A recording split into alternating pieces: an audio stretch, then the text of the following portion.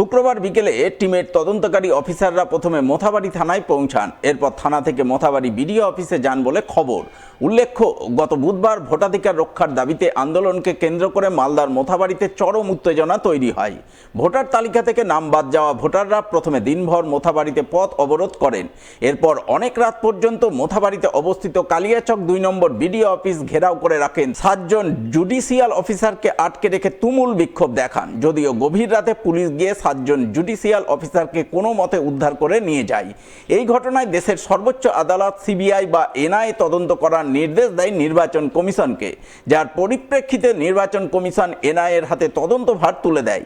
আর তদন্তভার নিয়েই শুক্রবার বিকেলে মালদার মোথাবাড়িতে পৌঁছান জাতীয় তদন্তকারী দলের অফিসাররা।